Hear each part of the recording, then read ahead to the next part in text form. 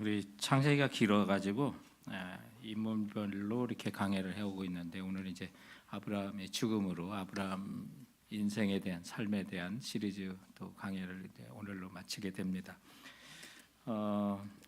제가 어린 시절에 놀았던 놀이 중에 땅 따먹기라는 게 있습니다. 그래서 한 뼘을 재가지고 땅을 이제 확산해 가는 돌을 튕겨서 그런 게임이 있었는데 너무 진지하게 친구들하고 싸우면서 한 뼘이라도 더 얻으려고 했던 것 같고요. 또 친구들에게 뼘을 이렇게 하면 조금이라도 1mm라도 더 길게 가져간다 싶으면 아주 그걸 못 가져가게 하려고 기어코 싸웠던 것 같아요. 제가 그래서 그 땅 따먹기 할 때는 이제 지금도 손이 작은데 이 고사리 같은 손을 더 크게 벌리려고 옆에 있는 손으로 가지고 늘려가지고 그냥 그거를 한 바퀴 돌렸던 것이 있는데 그러다가도 해가 이제 뉴욕 칠 때 엄마로부터 이제 호출이 옵니다. 야, 밥 먹어라. 그러면 이제 언제 그랬느냐는 듯이 그렇게 진지하게 싸우고 얻으려고 했던 거 다 그냥 남겨두고 막 달려갔던 그런 기억이 있는데 지금 와서 생각해 보니까 친구들하고 전혀 싸울 일이 아니었고 다 두고 갈 걸 왜 이렇게 진지하게 싸웠는지 그런 생각이 들어요. 근데 문득 우리가 주님의 나라 갔을 때 이 땅에서의 우리의 모든 삶이 정말 주님 부르시면 다 두고 갈 건데 다 지워야 될 건데 너무 진지하게 싸우고 사는 건 아닌지 또 이웃을 배려하고 사는 건지 아닌지 그런 생각을 해보게 됩니다. 특히 오늘 이제 아브라함의 죽음을 이렇게 우리가 본문을 보면서 우리의 죽음을 생각하게 되는데요. 우리에게 있어서 한 가지 분명한 것이 하나 있다면 누구나 다 죽는다는 거 아니겠습니까? 이거에 대해서 부인할 사람은 아마 없을 것입니다. 그 순간에 주님 품에 갔을 때 좀 후회하지 않는 인생이 되기 위해서 오늘 아브라함의 죽음과 그의 죽음을 앞둔 전후의 삶을 한번 살펴보게 되는데 아브라함의 죽음을 생각하면서도 참 잘 사신 분이다, 참 믿음으로 사신 분이다, 승리하신 분이다 그런 확신이 있잖아요. 정말 안타깝다가 아니라 이런 마음을 주는 이유가 뭘까? 오늘 이제 창세기 25장에 아브라함의 죽음 전후에 있었던 그 본문의 기사를 통해서 참 우리도 좋은 죽음, 믿음 안에서 그 죽음을 좀 생각해 보고자 하는 것입니다. 자, 그렇다면 우리가 본문을 통해서 죽음을 생각해 볼 때 아브라함 통해서 배우고자 하는 첫 번째 교훈이 있다면 그거는 주 안에서 정확한 마무리를 해야겠다라는 사실을 깨닫습니다. 영육간의 마무리를 말하는 것입니다. 오늘 7절에 보면 이제 아브라함이 향년 175세에 사망을 하시는데 이제 그 돌아가신 그 연도를 따져 보니까 사라가 돌아가시고 38년을 더 사세요. 그리고 아들 이삭을 낳고도 38년을 이삭이 이제 결혼한 후에도 35년을 더 사신 거더라고요. 그래서 아브라함은 사라 죽음 후에 1절에 이제 또 아브라함이 후처를 맞이하였는데 그의 이름은 구드라라고 해서 이제 구드라와 함께 결혼 생활도 이렇게 해나가시는 것을 보게 되는데 구드라의 그 이름의 뜻은 향품, 향수라고 하는 그런 뜻이에요. 그래서 아브라함의 여종 가운데 이제 후처를 맞이했는데 아마 그 여종 가운데 그래도 가장 그 향수 이런 걸 많이 쓰신 그런 종이 아니었나 그런 추측을 해보게 됩니다. 그런데 이제 이 구드라와 아브라함 사이에 자녀를 낳았는데 그 명단이 이제 오늘 2절부터 4절에 나오는 그 명단이기도 합니다. 그래서 그들을 가르칠 때 6절에 보니까 그드라의 몸에서 난 자녀들을 서자다 이렇게 이제 6절에 표현하고 있거든요. 그래서 언약의 자손인 이삭과 또 그드라의 몸에서 난 그 자녀들을 구별하기 위한 그런 표시가 아니었나. 그리고 사라와 구별하기 위해서 그드라를 후처라고 하는 그런 표현을 쓰면서 여기서 이제 우리가 배우고자 하는 게 아브라함이 돌아가시기 전에 이삭하고 그 서자들에게 재산을 나눠주는 거예요. 그래서 우리들이 정말 아름다운 죽음을 생각해 볼 때 먼저 하고자 하는 것이 있다면 정확한 마무리를 좀 해야겠다. 그래서 뭐 죽음 후에 왕자의 난이라고 재산 다툼 같은 것이 일어나는데 오늘 6절에 보면 아브라함이 이삭과 자기 서자들에게 재산을 주어라고 돼 있는데요. 그러면 아브라함이 돌아가시기 전에 자기들이 후손들이 돌아간 후에 그냥 알아서 나눠 갖는 게 아니라 이렇게 돌아가시기 전에 재산을 나눠준 그 이유가 뭘까? 돌아보면 정말 이게 지혜로운 거죠. 자기 생전에 자식들에게 나눠줄 그 유산이 있다면 그 갈등이나 분쟁이 일어나지 않도록 미리 이렇게 재산을 분배하는데 아브라함이 너무나도 그 자녀들을 사랑하고 또 정말 공평하게 대했구나. 왜냐하면 당시의 문화와 관습을 통해서 보면 서자들에게는 재산을 나눠줄 의무가 없었다 그래요. 그런데 그 서자들에게도 재산을 나눠주고 또 이런 내용들을 보면서 사후에 일어날 이삭과 그 서자들 간의 어떤 재산 분쟁, 지혜롭게 그런 것 준비하는 것을 보게 됩니다. 여러분, 우리가 죽음 후에 일어날 일들을 미리 준비하는 것은 너무나 지혜로운 것입니다. 부끄러운 것이 아니죠. 그래서 우리 성도들도 여러분 윌이라고 하잖아요. 그 유언장을 좀 쓰셔야 됩니다. 그래서 조금이라도 재산과 자녀들의 어떤 분쟁이 일어날 걸 미리 준비하는 건 정확한 마무리가 되는 거예요. 이게 재산이 많아야만 뭐 왕자의 난이라고 하는 재벌들의 자녀들만 그렇게 싸우는 게 아니더라고요. 작은 재산 가지고도 뭐 집 한 채 가지고도 그리고 몇만 불을 가지고 적금 가지고도 싸워요. 우리 성도들 가운데 그런 상담을 제가 받은 적이 있어요. 한두 건이 아니에요. 그래서 지금도 형제들과 친척들과 관계를 맺지 않는 그런 것들을 보면 우리가 사후를 생각할 때 그 나의 죽음을 생각하면서 해야 될 정확한 마무리가 있다면 여러분 정확히 그 전에 그런 분쟁들을 마무리하고 또 준비할 수 있는 지혜가 우리 성도들한테 정말 필요한 겁니다. 우리가 어른들한테 들은 얘기 중에 돈은 끝까지 붙들고 있어야지 자식들이 자라고 부모가 업신여김을 받지 않는다고 하는데 여러분 정말 별별 이야기를 다 하세요. 근데 그게 믿는 자의 모습이 아닙니다. 경건한 모습이 아니에요. 돈이 있어야 존경하는 자녀라면 여러분 불쌍한 겁니다. 그런 관계는 정말 그래서 의인은 믿음으로 사는 거예요. 하나님 나라를 위해서 살아가는 사람들은 돈이 있든 없든 자녀한테 존경을 받아야 되고요. 그래서 우리가 그런 모든 걸 생각할 때 돈을 끝까지 붙들고 뭐 이런 속성 뭐 그런 거 생각하지 마시고 노년도 지혜롭게 준비해야 되지만 죽음 후에 분쟁 같은 것도 미리 준비할 수 있는 세상적으로도 윤리적으로도 필요한 준비가 정확한 마무리가 되는 겁니다. 그런데 이거는 세상 사람도 하는 거예요. 많은 사람도 지혜 가운데 하죠. 정말 오늘 본문 가운데 우리에게도 그런 정확한 마무리가 필요하지만 더 배우고자 하는 것이 있다면 그건 다른 것이 아니라 영적으로도 우리가 준비하고 하나님 나라 백성으로도 준비해야 될 일이 있다는 거예요. 그게 뭐냐면 오늘 이 본문 속에서 아브라함이 서자들에게 재산을 나눠주는 것을 그치지 아니고 그들이 이삭을 떠나 먼 동쪽 땅으로 떠나보내는 그 장면이 이건 영적으로 해석해야 될 그런 본문이 되는 거예요. 그래서 오늘 본문 6절에 보면 자기 생전에 그들로 하여금 자기 아들 이삭을 떠나 동방 곧 동쪽 땅으로 가게 하였더라.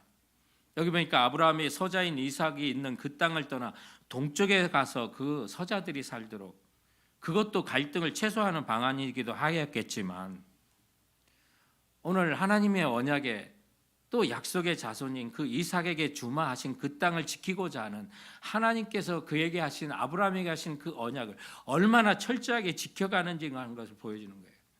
이것이 바로 믿음에 따른 영적인 사람들의 해야 될 자신의 죽음을 앞둔 주 안에서 명확한 마무리가 되는 거예요.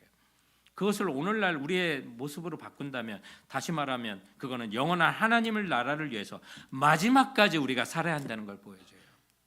아브라함이 정말 한때 그렇게 열심히 살고 하나님의 뜻을 이루려고 살고 마지막의 순간은 흐트러졌나 그게 아니에요.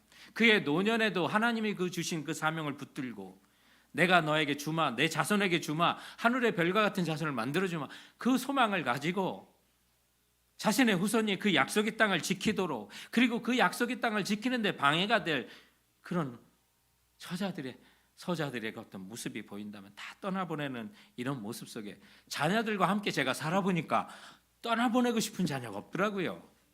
늘 품고 살고 싶어요. 그럼에도 불구하고 그 모든 자녀들 다 떠나가게 하는 것은 아브라함이 갖고 있었던 맡은 바 사명을 감당하고자 했던 마지막까지도 영원한 하나님 나라를 품고 살았던 그것을 우리에게 보여주는 거예요. 성도 여러분, 우리 모두가 죽는 것 기정사실이잖아요.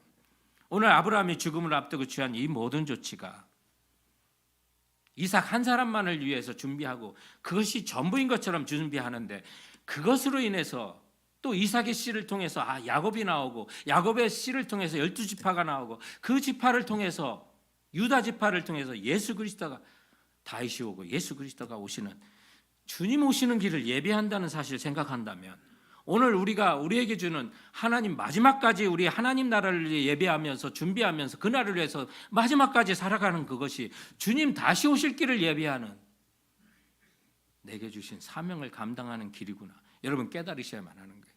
세상적인 사람들 하는 거 우리도 놓치지 말고 하고요. 그것이 성서적으로 문제가 없는 거니까 우리도 해야죠. 그것이 지혜로운 거예요. 그러나 아브라함이 정말 재산을 자녀들에게, 서자들에게 나눠주는 거 그치는 것이 아니라 그들을 떠나보낸 거예요. 인간적으로 보면 아픔일 거예요. 끼고 살고 싶었을 거예요. 그러나 그들을 다 보내면서 이삭의 씨로 오실 그 야곱의 씨로 오실 그 다윗의 왕의 씨로 오실 예수 그리스도, 그래서 모든 민족에게 영원한 생명을 주실 예수 그리스도 오실 길을 예비하는 그 과정을 통해서 형제 여러분, 땅끝까지 복음 전하고 모든 백성이 주님의 나라로 돌아오는 그날이 반드시 올 거예요. 물이 바다 덮음 같이 모든 족속에서, 열방에서, 나라에서, 방언에서 주님을 예배하는 날이 있을 거예요. 그 나라를 우리가 어떻게 이룰 수 있습니까? 내 세대, 그 다음 세대, 그 아이들을 위해서 최선을 다하는 거, 그게, 그리고 주 돌아가시는 그 순간까지, 마지막까지 영원한 하나님 나라를 위해서 바라보고 살라고 오늘 주님을 말씀하고 있는 겁니다. 사랑하는 성도 여러분, 이 나라를 우리 모두가 준비할 수 있는 성도들 되시길 주님의 이름으로 축원드립니다. 자, 오늘 주님의 우리 죽음을 생각해 보면서 또 아브라함의 삶을 통해서 배우는 것이 있다면, 두 번째 기호는 우리 주 안에서 만족하는 삶이 되도록 합시다. 주 안에서 좀 우리 돌아가는 그 순간에 후회하는 삶이 아니라, 하나님 감사합니다, 주님 감사합니다, 충만하였습니다, 만족하였습니다. 여러분 좀 이런 소망을 좀 가지셨으면 좋겠어요. 오늘 8절에 보니까 아브라함이 이런 삶을 살았다고 소개하고 있어요. 8절에 그의 나이가 높고 늙어서 기운이 다하여주고 자기 열조에게로 돌아가며, 아니 여기에 뭐 본문에 아브라함이 만족하였다는 삶이 어떻게 등장하나 이렇게 생각할 수가 있겠는데 오늘 이 본문을 이제 연구하면서 묵상하면서 보니까 147세를 살았으니까 굉장히 오래 사셨잖아요. 그러니까 뭐 나이 많아서 돌아가셨다 그런 표현이겠거나 했는데, 여기 높고 늙어서라고 했는데 나이가 많았다라고 하면 나이가 많고라고 하는 말 쓰지 나이가 높다는 표현을 안 하잖아요. 그래서 그게 좀 이상하더라고요. 말씀 이제 원문도 보고 주석도 보고 이렇게 했는데, 이 높다는 게 우리가 생각하는 그런 뜻이 더 넓은 뜻이 있더라고요. 그래서 옛날 번역인 개역 성경을 보니까 수가 높고 나이가 많아라고 하는 표현을 했는데, 그 주석에는 그 원문의 그 직역이 백발의 나이로 그 연수가 충만하여 만족했다라고 직역을 할 수 있는 그런 원어였어요. 그러니까 아브라함이 오래 살기도 했다는 얘기지만 그의 마지막까지 만족한 삶을 살았다는 뜻이에요. 충만했고 만족한 삶이다. 이게 원문의 뜻이에요. 그러니까 우리 모두도 정말 바라는 그런 삶이 있다면 우리가 돌아가시는 그 순간에, 죽음의 그 순간에 여러 가지로 후회할 수 있겠지만, 이제 실제적으로 이렇게 성도님들 임종을 앞두고 가서 보면 어떤 행위적인 거, 업적인 거, 뭐 이거 가지고 후회하시는 분은 제가 한 번도 지금까지 진짜 못 봤고요. 그때 좀 더 벌을 걸, 뭐 하기, 뭐 찬스가 있었는데, 뭐 어디 들어갈 수 있는 기회가 있었는데 정말 못 봤어요. 근데 관계적인 거 가지고 고민하시고 아파하시는 분 많아요. 해결하지 못한 인간적인 관계, 또 하나님과의 부끄러운 거, 회개하지 못한 거, 대부분 이런 것 때문에 이제 많이 후회하셔요. 그래서 우리 관계적으로 승리를 하면 좀 만족할 수 있고 충만한 죽음을 맞이할 수 있겠구나라는 생각도 했고, 또 나가서 오늘 이 본문을 보니까 정말 우리가 만족하는 삶이 있다면 주 안에서 참된 만족은 우리가 주님의 뜻을 이루어드리는 삶이더라고요. 내게 사명으로 주시고 재능과 달란트를 주신 거 얼마나 사용했느냐, 정말 그거에 있어요.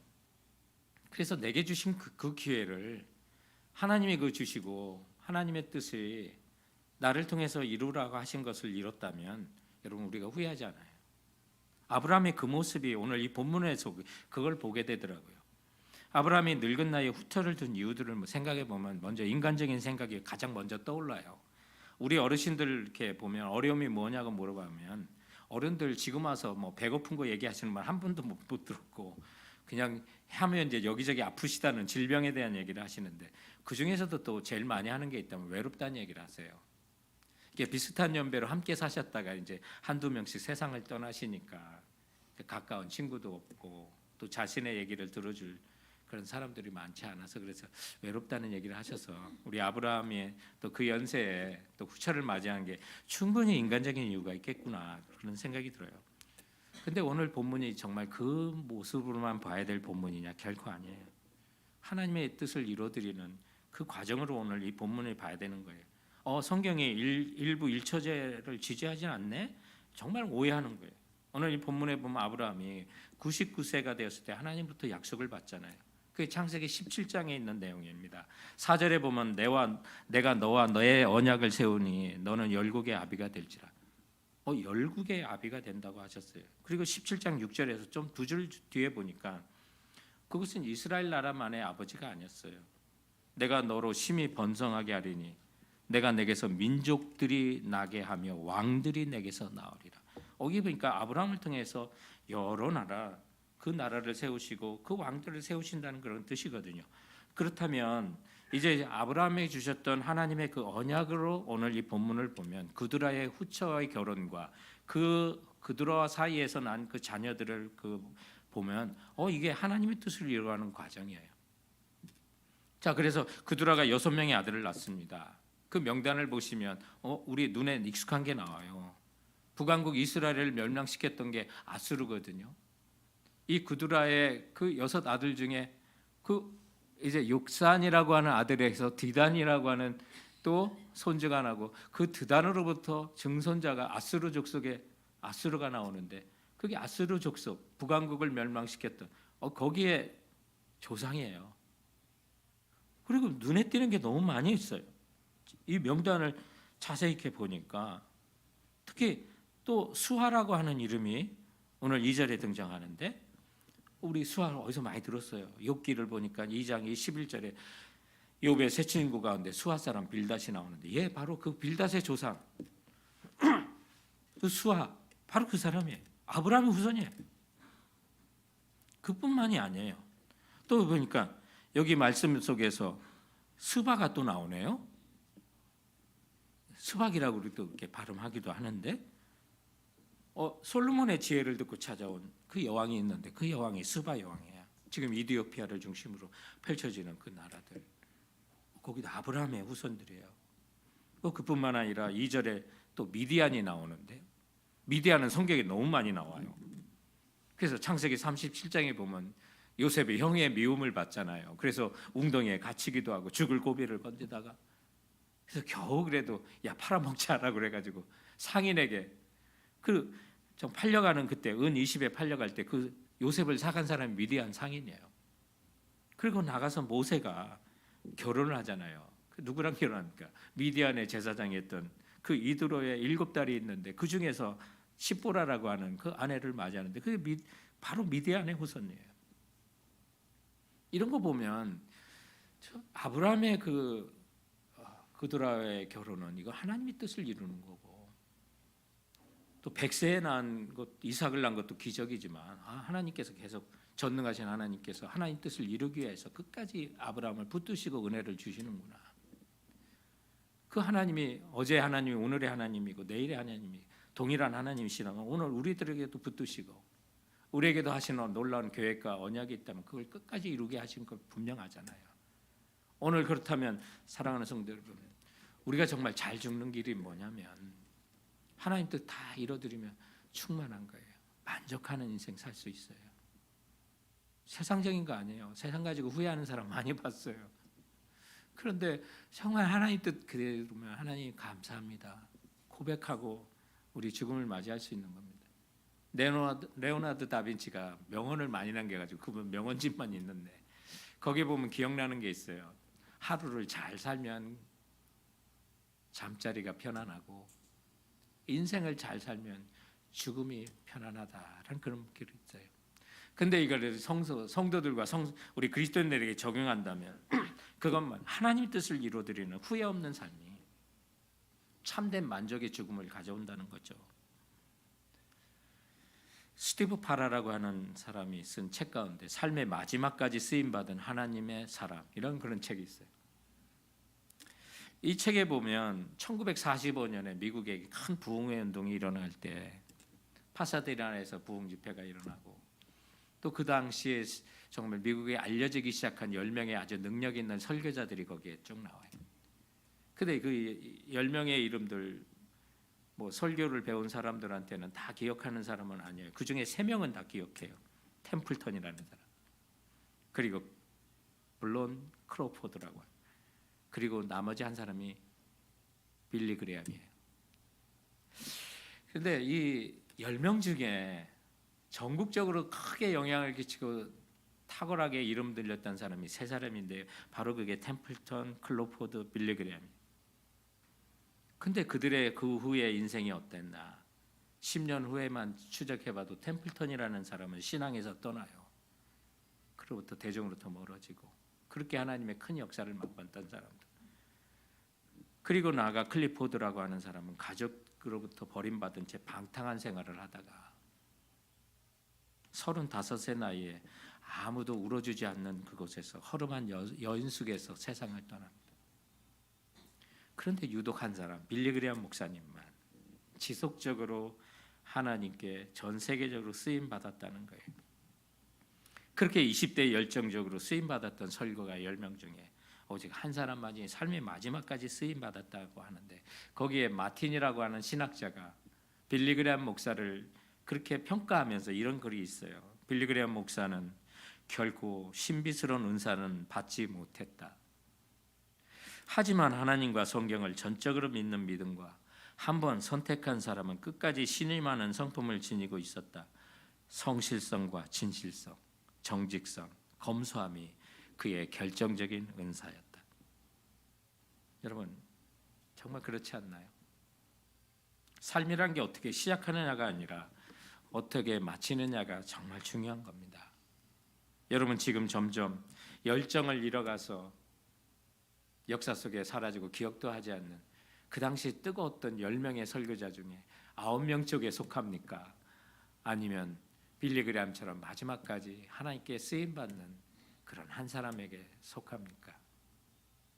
오늘 마지막까지 만족할 수 있는 삶은 성도 여러분, 우리 주님의 뜻을 우리 가운데 이루어드리고 여러분에게 하나님이 주신 은사와 재능과 그 모든 달란트를 최선을 다하여 사용하실 때 주님 우리를 부르시는 그날에 주님 감사합니다, 만족한 죽음이 될 걸 믿고 나가는 성도들 되시길 주님의 이름으로 축원드립니다.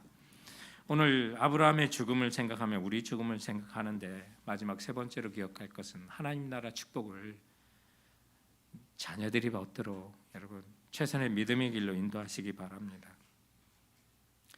결국에서는 우리 자녀들이 예수 믿는 게 가장 큰 복입니다. 오늘 하나님께서 아브라함의 후손인 이삭을 복을 주시는데 아브라함이 죽은 뒤에 주셔요. 그래서 11절 말씀에 보면 아브라함이 죽은 후에 하나님이 그의 아들 이삭에게 복을 주셨고, 이삭은 부엘라 헤로이 근처에 거주하였다. 그 근처에 있는 다 동네입니다. 헤브론 근처에 있는 동네인데 아브라함이 죽은 후에 이삭에게 복을 주시고, 근데 여러 자손들이 있는데 이삭만 이렇게 복을 주시나 그런 생각을 하게 되는데 눈에 들어오는 본문이 9절 10절이었어요. 그 본문을 보니까 이제 아브라함이 장사를 지낼 때 그들의 후손들은 보이지 않고 이스마엘과 이삭이 함께 아버지를 장사 지내는 장면이 눈에 들어오더라고요. 그래서 9절 말씀에 보면 그 9절 10절에 보면 그의 아들들인 이삭과 이스마엘이 그를 마므레 앞 헷 족속 소알의 아들 에브론의 밭에 있는 막벨라 굴에 장사하였으니 이것은 아브라함이 헷 족속에게서 산 밭이라. 아브라함과 그의 아내 사라가 거기 장사되니라. 아마 여러 가지 분쟁 때문에 아브라함이 이스마엘을 좀 다른 곳에 살게 했겠으니까 이삭도 평소에는 만나거나 연락하지 않았을 것 같은데 아버지가 돌아가시니까 그래도 형제가 이렇게 이복 형제라도 모여서 참 아름답게 장례를 한다. 그렇게 생각이 들더라고요. 그러면서 아브라함이 죽은 후에 하나님께서 이삭을 축복하는 그 장면에서 하나님께서 이스마엘도 좀 복을 주셨으면 어땠겠을까 하고 생각하다가 제가 깜짝 너무 하나님의 주권을 침해하는 그런 생각을 한다는 그런 깨달음이 오더라고요. 이 모든 이제 아브라함과 이스마엘의 그 관계가 두고두고 신약 시대에 우리에게 주는 교훈이 되거든요. 갈라디아서 4장 그 말씀에 보면 23절에 여종에게서 육체를 따라 낳고, 그게 이스마엘이고요. 자유 있는 여자에게서 약속으로 말미암았느니라, 그게 이삭이에요. 또 갈라디아서 4장 29절에 보면 육체를 따라 난 자와 성령을 따라 난 자, 그래서 이스마엘과 또 이삭을 구별하는데, 이 내용 속에서 제가 갑자기 확신이 드는 게 이스마엘도 복을 주시고 좀 이삭도 복을 주시고 이게 아니라 우리 자녀들이 오늘 이 본문을 보고 신약의 해석을 통해서 보니까 우리 자녀들이 예수 믿고 주 안에 살게 하는 것이 이게 가장 큰 복을 주는 거구나. 우리가 성령을 받지 않으면 예수님을 구주로 주님으로 고백하지 못하잖아요. 성령을 받았으니까요. 그리고 우리가 성령으로 나는 게 뭐예요? 예수 믿으면 다 성령으로 나는 거예요. 그래서 주 안에 살도록 우리를 인도하시는 건데, 우리가 너무 우리 자녀들을 욕심 가지고 세상적인 복을 받으려고, 그것이 진짜 복인 것처럼, 가짜 복을 진짜 복인 것처럼 너무나도 착각하고 자녀들 그쪽에 몰고 있는데, 그러면서 신앙과 주님 안에 살도록 우리 자녀를 붙들지 못하는 우리들의 삶을 볼 때, 정말 하나님께서 우리가 죽은 후에 우리 자녀들을 복주게 하는 그 방법이 뭐냐? 우리 자녀들이 성령 받고 성령으로 거듭나서 예수 그리스도를 우리의 저들의 구세주와 주님으로 고백할 수 있는 것, 이게 가장 큰 복이라는 확신을 들어요. 그리고 나가 우리에게도 주신 하나님의 가장 큰 복이 뭐예요? 성령 안에 거듭나서 나 같은 자가 이곳까지 와서 예수 그리스도를 나의 구주로 주님으로 영접하고 그분을 아버지라고, 하나님을 아버지라고 감히 부를 수 있는 이 은혜 주신 것, 가장 큰 복이 아니겠습니까? 그 어떤 세상의 왕도, 세상의 그 부자도 하나님보다 큰 부자가 없는데 하늘의 복을 다 갖고 계시는 우리 주님의 자녀가 되는 이 권세를 가졌던 이게 얼마나 큰 복인지. 그래서 이걸 인간적으로 추적하다가 영적으로 해석이 되고, 다른 게 아니라 우리 자녀들을 믿음 안에 머물게 하고 예수 그리스도를 믿게 하고 그 신앙 안에 살게 하는 것이, 이게 최선의 복이구나. 그래서 믿음의 길을 가는 자는 모두가 상을 받고요. 세상에는 1등만 기억하는데 여러분 그렇지 않습니다. 주 안에 충성하고 주님의 자녀들은 하나님이 다 기억하시고 모두가 상을 주시는 것이 있어요. 저는 지난달 6월 달에 우리 남친에게 총회가 있었잖아요. 노스캐롤라이나에서 총회가 있었는데, 거기 이제 샬롯이라고 하는 그 도시가 빌리 그레이엄 목사님의 고향이에요. 그래서 빌리 그레이엄 목사님께서 마지막 사역을 하시면서 있었던 그 생각, 그리고 숨지셨던 그곳이 이제 빌리 그레이엄 라이브러리라고 해서 크게 이제 박물관처럼도 해놓고 뭐 전시관도 해놓고 뭐 이렇게 잘 셋업을 잘 해놓았어요. 그래서 거기에서 이제 한 2-3시간 이제 탐방하는 그런 스케줄이 있었어요. 그래서 빌리 그레이엄 목사님이 태어난 그 순간, 또 빌리 그레이엄 목사님 고향이 이제 그 빌리 그레이엄 라이브러리부터는 몇 마일 안에 있는 곳에서, 그래서 샬롯이라는 도시에 가면 한 5-6군데 이제 빌리 그레이엄 목사님에 대한 그 표지석이 있어요. 그 연관된 수많은 그런 부분들이 있는데, 가장 이제 여러 가지 감동된 순간이 있었는데, 그분이 이제 사역하시는 그 현장 가운데, 사진 가운데 각 나라들 뭐 김일성도 만나고 뭐 복음을 전하시고 뭐 이런 내용들이 굉장히 많이 거기에 나오더라고요. 근데 그 중에 제가 50년 전에 아버지 어머니 손에 이끌려서 갔던 여의도 광장 그 사진이 그 앞에 딱 있어요. 1973년도, 지금부터 50년 전에 여의도 광장의 그 집회, 빌리 그레이엄 목사님께서 단일 복음 집회 가운데 가장 많이 모였던 집회다라고 이제 거기에 이제 그 설명이 써 있더라고요. 그래서 옛날 생각도 나고 뭐 굉장히 감사했고, 또 빌리 그레이엄 목사님의 생애를 한 10군데 이렇게 이제 돌아다니면서 작은 소극장에서 IA 뭐 기술로 인해서 빌리 그레이엄 목사님 젊은 시절의 모습이 앞에 나타나가지고 뭐 설교도 하시고 그래요. 그래서 그게 쭉 따라가서 마지막 방은 이제 빌리 그레이엄 목사님 마지막 돌아가시는 그 장면들, 그리고 십자가가 있는 곳으로 이렇게 마지막 쭉 걸어가. 근데 그 현장에서 거기에 있는 사람들한테 마지막 구원을 초청을 해요. 그래서 빌리그레함 목사님 집회는 마지막에 이제 구원 초청인데 그 마지막까지 그렇게 하고 자원봉사자들이 뭐 여기저기 한 100여 명 있는 것 같았는데 그분도 아직 결심 카드를 갖고 있더라고. 마지막까지 이제 그분이 하셨던 일을 이제 후손들이 받아서 그 일을 하시는 그 장면이 참 인상적이었고 또 이제 루트 빌리그레함 그레엄 목사 사모님 루트 벨 그레엄 사모님과 함께 이제 연애 시절부터 살아왔던 아름다운 결혼 생활 그리고 두 분의 무덤까지 거기에 이제 다 있어요. 그래서 이 라이브러리 옆에 빌리그레함 목사님과 사모님 끝까지 화목한 관계 속에서 자녀들과 함께 사셨던 부분들 그리고 무덤까지도 이렇게 해서 너무 막 가슴 뭉클하고 좋더라고요. 근데 제가 저기서 받은 가장 그 감사하고 은혜 받은 건요. 빌리그레함 목사님과 사모님 무덤이 아니었어요. 그 옆에 빌리그레함 목사님과 평생을 같이 사역한 세 분의 무덤이 그 옆에 있는 거예요. 여러분 그분 이름 잘 모르는 사람들이에요. 빌리그레함 목사님. 근데 빌리그레함 목사님과 함께 사역했던 그 세 사람 두 분은 행정적인 사역을 해서 저도 잘 모르는 사람인데 한 분은 제가 알아요. 조지 베벌리 쉐어라고 하는 그 찬양 사역자였어요. 근데 이분은요 굉장히 유망한 사람이었어요. 그 MBC 방송에서 그 나오셔가지고 아주 뭐 큰 상을 받으셔가지고 뭐 여기저기서 그분 이제 그 성가 뭐 이게 클래식이죠. 뭐 그런 쪽에서 이 바리톤 굵은 목소리로 하시는 분인데 이분이 돈과 명예가 아주 인정받는 그 자리에 올라가신 분이에요. 근데 그 순간에 또 아버지도 성공의 목사님이시고 어머니도 사모님이시라 세상적인 거 원치 않으신 부분도 있지만 정말 포기할 수 없는 그런 유혹과 같은 세상적인 명예가 있고 돈을 벌 수 있는 그 기회 속에서 자기 평생의 일생에 빌리그레함 목사님 따라다니고 전도 집회에서 찬양하기로 결심을 해요. 정말 위대하신 분이죠. 그런데 그분을 이렇게 기리는 걸 보면서 하나님 나라를 위해서는 여러분 1인자만이 아니라 정말 보조하고 조연과 같은 사람, 엑스트라 같은 사람도 은사를 위해서 우리가 최선을 다하면 하나님 보상하시겠구나 그런 확신이 들더라고요. 근데 이 조지 베버리 그 쉐어라고 하는 분이 우리에게 잘 알려진 찬양이 있어요. 어머니께서 이제 좋아하시는 그 시가 있어요.